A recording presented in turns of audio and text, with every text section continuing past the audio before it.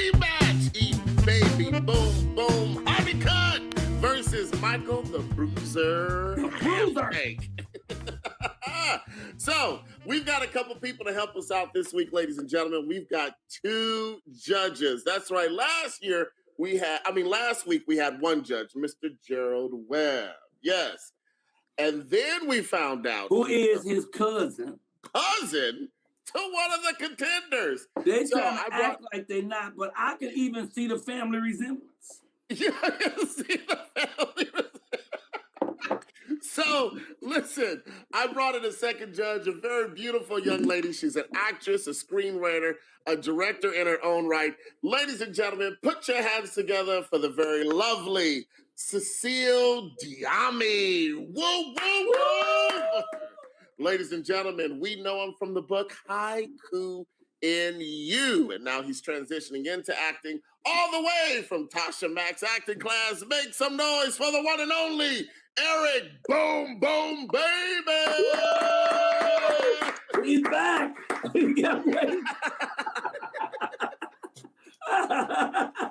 Bubba Lang is back.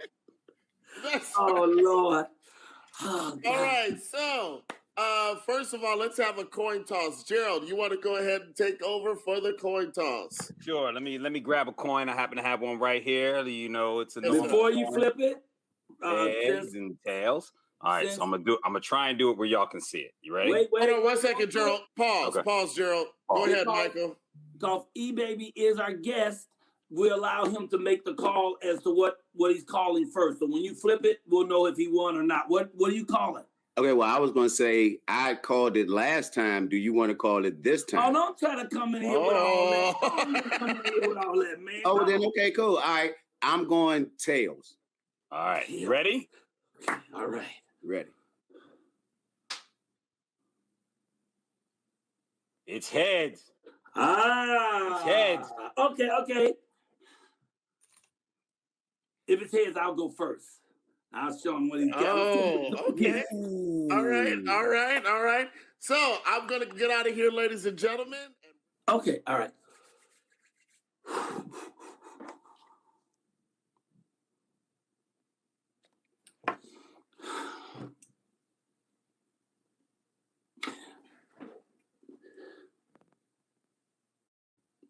I was about 6 or 7, I guess, when I saw something that seared my simple soul. I was down at the Peace River fishing. And when I heard the hound dogs baying, I grabbed my pole and I went and hid in the bushes. It was hideous. The whites were raving and raging and dragging this Negro that they had tied with ropes to the bridge just over the river. And some of the men was carrying big barrels and some of them had kerosene, cans of kerosene and flint. And they dragged that man up on that bridge and they tied him to the barrel. Somebody lit a match. And the Negro screamed out, I'm only 16, you damn crackers. Okay, I said I did it. And I shouldn't have, and I'm sorry, but I'm still a human. I still have a life to live. Somebody help me. God, help me. And the white said, you shut your face. And murderer. And God don't help no scum like you. And then somebody lit the kindling. And the barrel went up in a blaze with the colored man in it. Then those crackers threw him into the water. And they waded. They waded out in the water, some of them slobbering from their mouth. And they yanked that barrel of burning black flesh back to the shore, and they tore pieces of flesh fingers and toes. And I even see pieces of wood so they could take it back home as souvenirs so they could remember that glorious summer. That damn glorious historical moment in Barton, Florida. I will never forget the Peace River or what I saw when I was just 7 years old.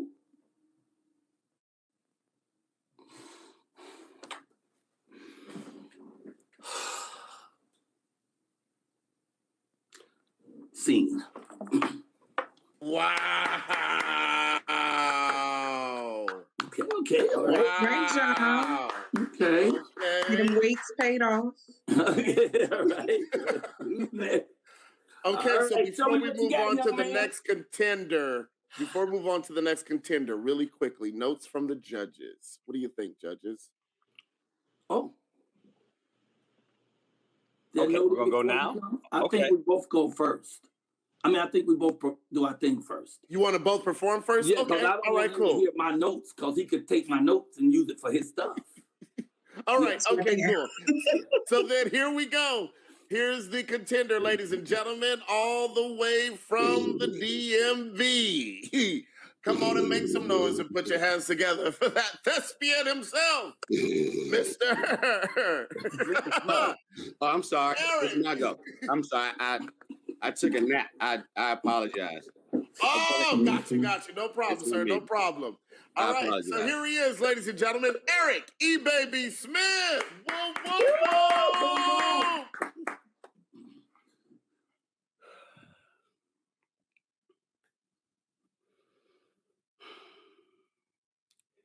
Ready.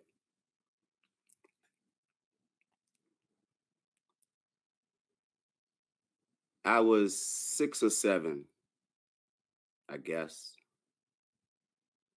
when I saw something that really seared my simple soul.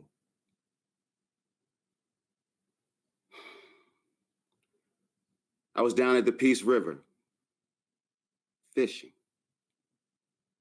When I heard the hounds baying, I took my pole and ran for cover in some bushes.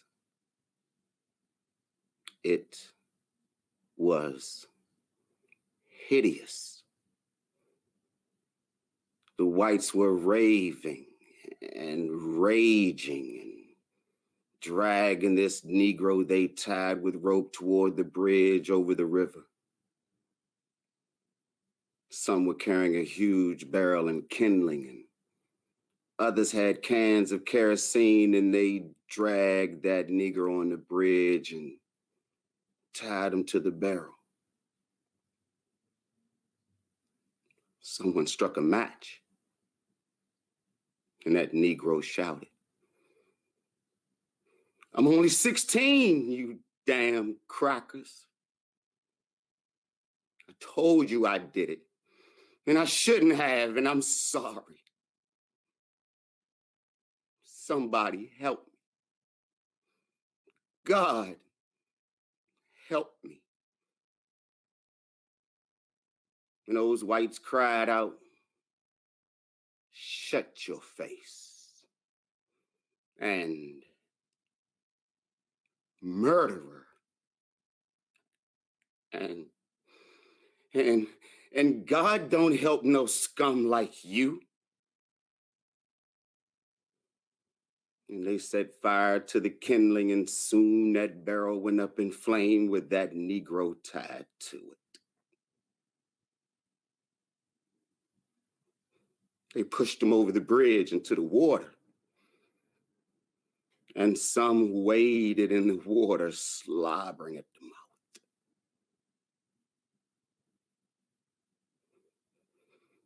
They yanked that barrel with the burnt flesh of a boy back to the bank where they could rip off flesh and fingers and toes. And some seized wood to take home as souvenirs to remember that. Damn glorious moment. That wonderful day in Barstow, Florida. I never forgot the Peace River and what I saw at the age of 7. Sing. Hey, all right, okay. All right, then. Okay. Wow. I see you. All right, all right. All right, now we'll have notes from the judges. So let's start off with ladies first. Cecile. All righty. So first of all, you both did an amazing job. Yay. I just want to say the two differences that or the difference that I really noticed in your performance, both of you. Michael, I felt as if while watching your performance, you were really telling me a story, and I was wanting to go with you in that story that you were telling. It wasn't just a monologue. We were having conversation. You were telling me a story. I also noted that your take on that scene came from somebody who was emotional and trying to hold back tears. And I think that that played very well to the scene. Very captivating.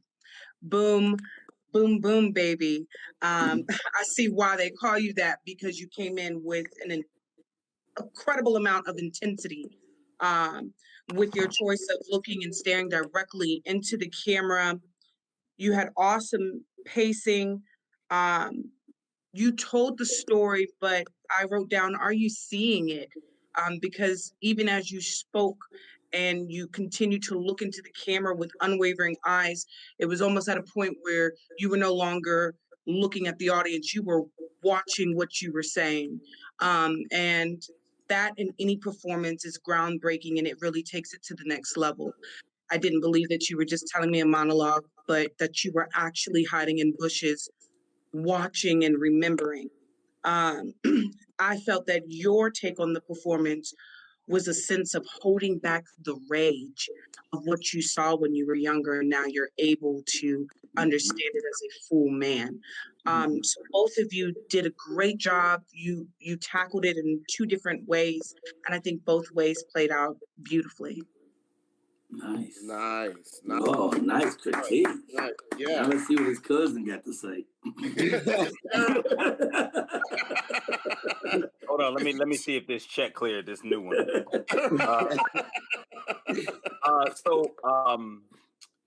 I'm gonna start with Eric. Eric, I've seen these. I've now seen these monologues twice. So one thing that I'll say for both of you guys is you both took some of the notes from last time and incorporated them into this performance. So Eric, one of the things that I noticed specifically was you brought more of a stillness to this performance. It was very focused.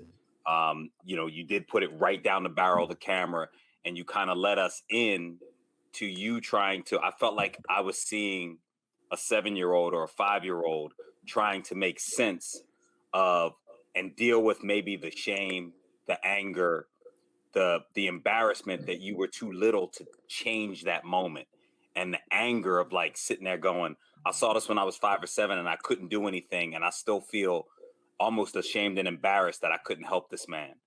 And I could really feel that pain and that connection. I agree with the notes that Cecile gave about the pacing. I thought the pacing was great. It was clear that you were connected to it and that you were seeing these images, these horrific images of what happened to another man, and still struggling with it as, 30 years later, 40 years later, as an adult. So very good job. And thank you for taking the notes from last time. Nice. Michael, I also agree. The storytelling was great. Where I saw a shift from the last time was in your storytelling this time. Before, I felt like you were at peace with it and you were kind of retelling this sad tale. This time I heard you were telling the story, and even though you were a little more calm about it, you were still trying to make sense of this thing that is senseless, right? Because the murder of a human being in this by this mob made no sense to a 5-year-old. And even though they're not quite as traumatized by it right now, it still makes no sense.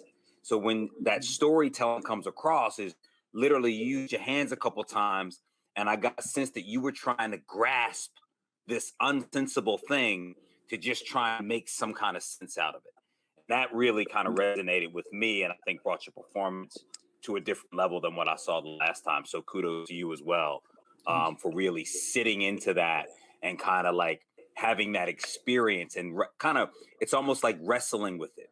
It wasn't like you had it under control. It was like, I got to tell you this story, but I don't know quite what, I still don't quite have a control over it. Because when are we ever going to really have control over something that senseless and that nasty and that dastardly? You know what I'm saying?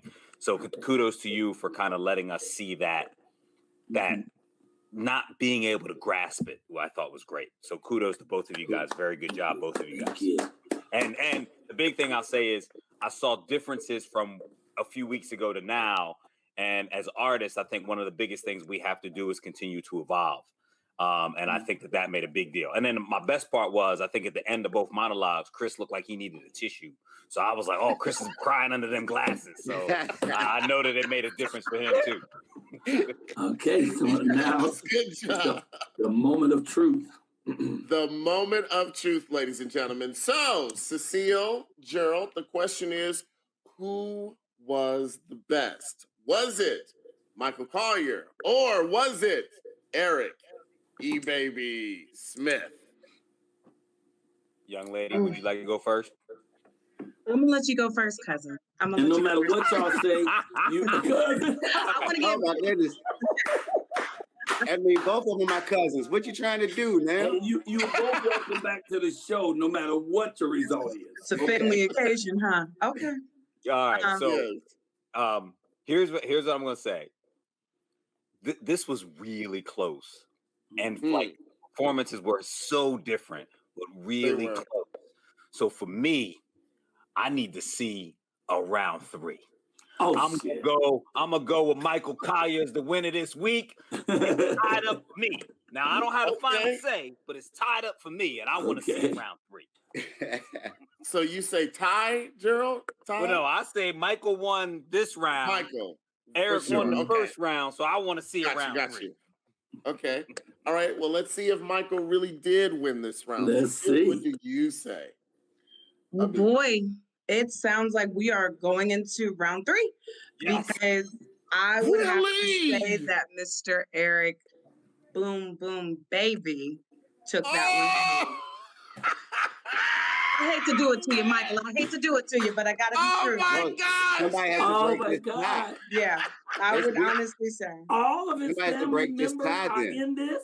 Wow, this is a tiebreaker. Okay, so then hold on. Dang. Let's take 10 seconds to hear from the audience. Ladies and gentlemen, you got 10 seconds. That means I need you to write right now. Which one do you like, Michael or Eric?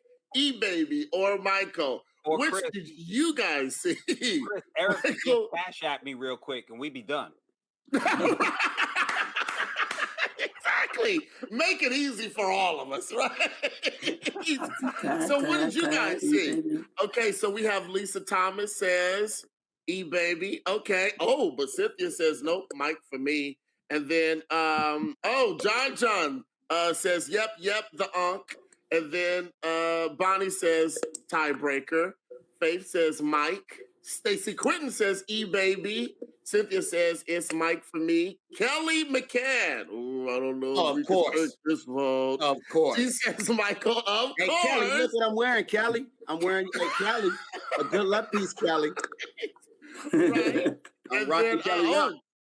T-Mac says E-Baby. Boom, Ooh, boom. Moses says, looks like a tie to Moses Duvall. Amber says Michael. V Voody says Team Mike for me. Lisa, boom, boom, baby. Hey, Mike stole some of my stuff from last time because last time our judge said, don't do all this. And what did Mike do? He did all this. So y'all, I'm telling you, man, Mike stole some of my stuff from last time. He even tried to cry. I am going to surrender this to you, sir. I think you did a magnificent job. I want to give it to Eric. Nice. You put wow. Let's tie break, man. There you go. Let's put the love up. Michael just has some of that bubble bath in his eye. Let's do for the love of it, man. Let's have a tiebreaker, man. This was fun. I ain't afraid. In 1 month, let's do a tiebreaker with a different monologue. Different monologue, yes. I mean, we'll be doing the same one, but not this. Right, so we both interpret a different monologue. We'll do that in 1 month. All right, so I won this monologue, and we'll come with one that you won this one and last one, but both of these people are your relatives. I've looked at them, man. They act like they don't know each other. They come in the nose. It's all in the nose. Look at our nose right there. It's all in the nose. I gave you the win. So they acting like they're not your relatives. First, I gotta thank my judges. Thank y'all for watching, and the critiques was so wonderful. Thank you. Because Eric and I are really working on our craft. You know, we really want to be better at this thing we're trying to do. We want people to give us money to do this on a regular basis. So I have 4 quick questions for you, though, Eric. First, how did doing this piece make you feel? How did it make you feel? Good question. It made me feel more personal with the character. The last time, I'm glad Gerald said, take away the acting to it, you know, the props, and just give it straight to us. So that's why I wanted to go with no blinking, concentration, and come from the inside out without anything around me. No movement to take away from the words. Chris gave me excellent advice. He said, it's the words. So yes, that was really a practice run on maybe one day where you're in front of a camera and they say, look, we don't need you to move. We just want you to give us the words. And I just want to do it without blinking to show that I'm stuck. You know how when you just daydream? And you don't blink? I wanted to get into it. So it made me feel personal with the character. And those tears weren't even acting at the end. I felt it. Okay. It made me mad the second time I did it. Because, well, first thing that I did that was different, which is the next question I'm going to ask you, is I actually learned the words. But once you hear the piece for real, yes, it's angering. And like Gerald, I think, had alluded to, is that I was struggling with the piece about how I was feeling today about it. That me and that character today, how do I feel about it? I want to be able to say it and talk about it, but it still angers me when I think about it. But I want to be able to say it in a way that I can express to you what happened and not be biased in my anger, you know, but I'm inside, I'm fucked up about it. I'm really mad about it, you know, because I saw that as a child, and to see my fellow man be burnt and taken to pieces and stuff just so people can celebrate that they had some great thing, it made me angry. And the second question I'm gonna ask you is, what did you do differently than last time? And I say my answer first. I paid more attention to the words this time than I did last time. What did you do differently? Up to the end, up to the very time before we hit the stage, you know, I was going to come with like an old school Southern twang. I wanted to be that older man telling. But then I said that again was adding to the words. And I'd rather the director tell me to do that. First, let me do what he asked the first time and then come the next time. So what I did differently was, again, not the back and forth.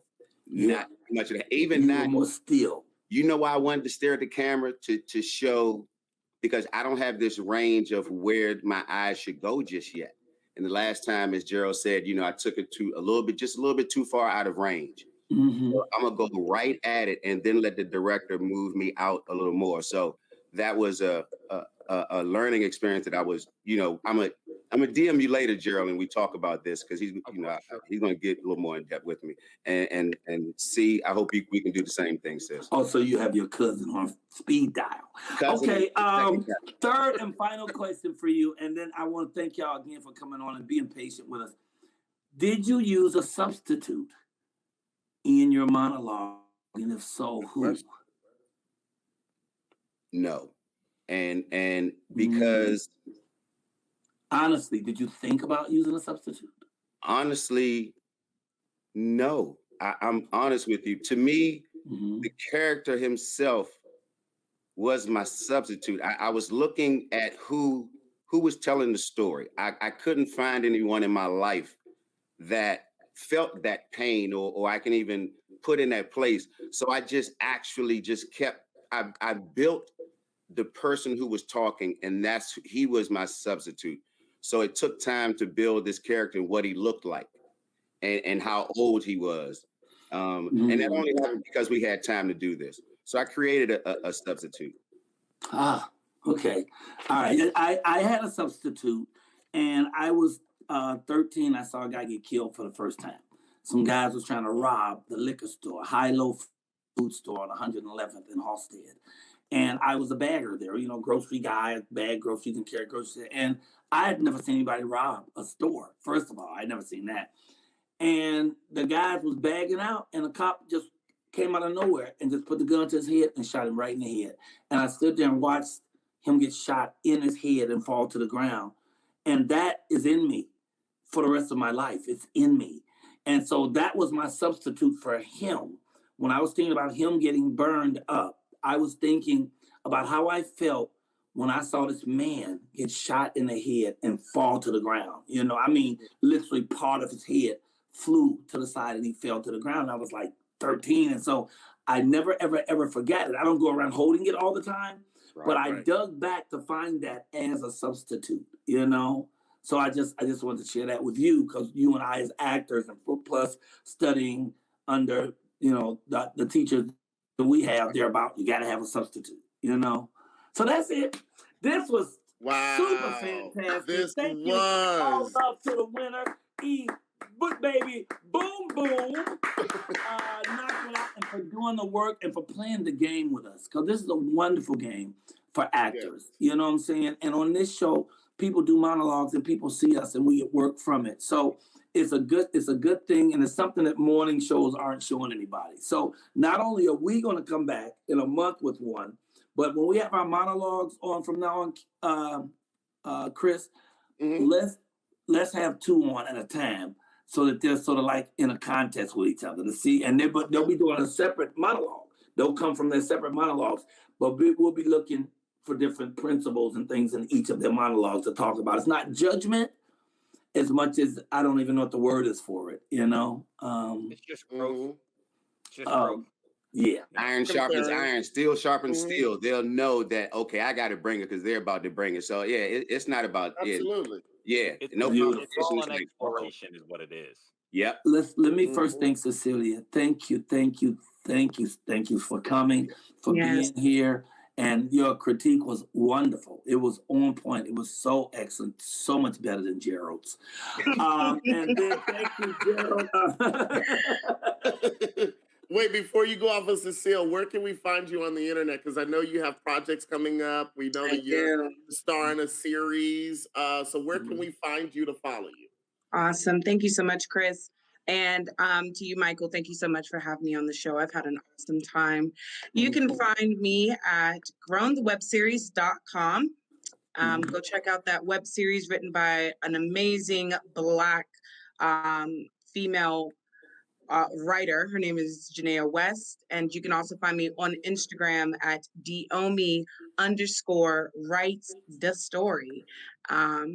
That again is Ebonie_writes the story. Right? How you spell that? Ebonie. How do you spell it? DIOMI. Okay. All right. Yeah. Shout out Africa. So thank you so much. It's been an awesome time. You're so sweet to have done this for us. Thank you very, very much. Of course. Thank you, Cecile. Appreciate you. Yeah. Woo, woo, woo. Woo, woo, woo. I appreciate your advice, Chris. I appreciate everything. Of course. And Brother Gerald. Sir Gerald, you're a magnificent person, man. You know, I mean, I've watched your work and I'm still watching your work. You be popping in on helicopters and all kind of stuff. How does this Negro have time to do all the work that you're doing? I see you on so much stuff, you know, and for you to take this time once again is precious to us. And both of you guys, your eye for acting is so good that when we hear you guys say it to us, We know it's coming from a genuine space of knowingness. You know what you're talking about. So when you tell us this or that, I know for Eric, because me and Eric are students of this game now, that we're going to go back and use the things you guys have told us to make what we do on our very next auditions and our very next scenes better. So, Gerald, thank you, brother. Thank You're you. welcome. Thank you for having me as always. Yay. And Chris? Gerald, where can we find you? And Gerald, where can we find you, sir? I'm at Everywhere, Gerald Webb nigga. on all the social media. And then this weekend, the film that I wrote, produced, and directed, Stacks, is premiering, having its theatrical premiere at the Michaud Film Festival at the Man's Chinese Theater. So you can watch it virtually, or you can go in person. But please check that out. And you we can weren't check able that to throw out that up. Don't Stacks. we have a flyer for Stacks? I thought he came and we had that. Yeah, or I can send it to you, but you can also get more send it information on to me. Stacks at stacksmovie.com. Stacks movie that, and it goes this weekend. Yeah, the Michaud Film Festival is this weekend, celebrating diversity and African American pride, and it's sponsored by the OWN Network and Sony and Panavision, all these big companies. So it's the first in-person film festival back in LA since the pandemic. So we're really excited to screening at 1:45 tomorrow afternoon for Stacks. And that they would honor Michaud. And for the 5 or 6 of us who don't know, Oscar Michaud was the first truly great Black filmmaker who did it all, produced it, directed and still is not getting his credit. Still ain't getting his credit. I would love to see who would play him, you know, because he was sharp and way before his time and owned it all. I'd like to see maybe Don Cheadle. Don Cheadle, I can see that. I can see if he don't get no older, because Don Cheadle started to age up. And Oscar Michaud was kicking butt in his 20s. He was fly in his 20s and brought Blackness to film that you never saw. We weren't the stepping fetches in this. We were elegant Black men and women like we've always been, because we're kings and queens. You know it, girl. I heard you say he is an undiscovered treasure that for whatever reason, well, we know why, was buried, and we have to make sure that we give him his flowers now. God bless you. Thank you, sir. Thank you both. Thank you, Eric E. Baby. Boom, boom. Boom, boom, boy, you dropped the hammer on me and dropped the hammer. I'm going to get you in a month, though, so you better brush up. And ain't none of your relatives going to be involved in this. Thank you, guys. God bless all of y'all. Woo, woo to the woo, Gerald. Woo, woo, woo. Woo, woo, woo. All right, let's go. All right, everybody, give me your woo, woo, woo on the count of 3. Ready? 1, 2, 3.